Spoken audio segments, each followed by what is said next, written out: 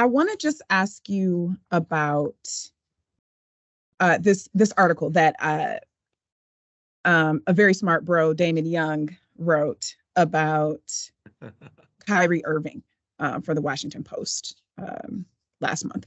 And he's talking about Kyrie Irving, and he says that among many other things, and with a lot more context that I'm giving it right now, that Irving is a young man working through some of his curiosities about the world in a very public way without an intellectual anchor. And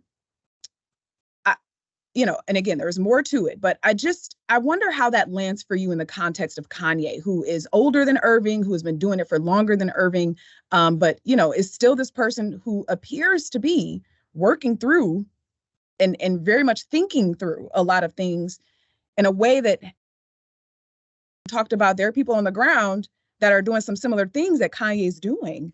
I'm curious about what it means that this is so public, and the intellectual anchor piece is also really interesting to me. I wonder what you think about that too.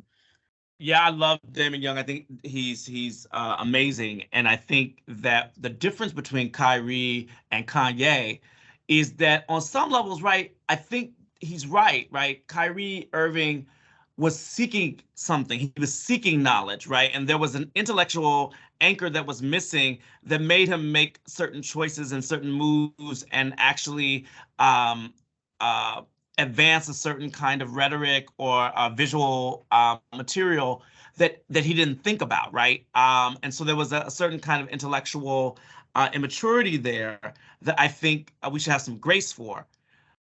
Kanye actually has what I call intellectual refusal.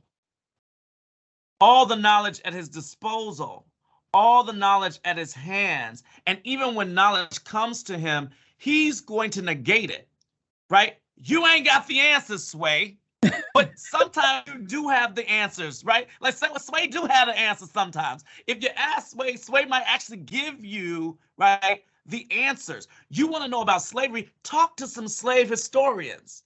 You want to know about Judaism? Talk to some Jewish scholars. You want to know about Blackness? Talk to some Black studies scholars, right? He has all these people at his disposal, and his mama was a professor, so he knows.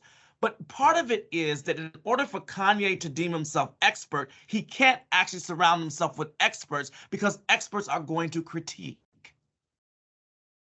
Mm-hmm. And that, for me, is the fundamental flaw of Kanye's ascendancy into greatness, is that when you really are a giant, you surround yourselves with giants without the fear that they will take you down. Because you're a giant. Right? So what are you afraid of to learn the true history of Black Jews? What does it mean to learn the true history of Black people? The true conditions under which we live and are living. Right? So what we're in right now is the moment where we're watching Kanye spiral out. Now, I want to give some credit here, not credit, but I want to give some acknowledgement to how it is that poor mental health works out.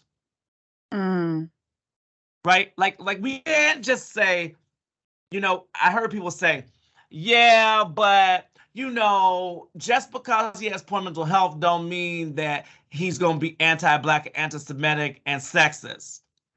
But actually what we do know is that oftentimes when one has poor mental health, one confuses reality and truth.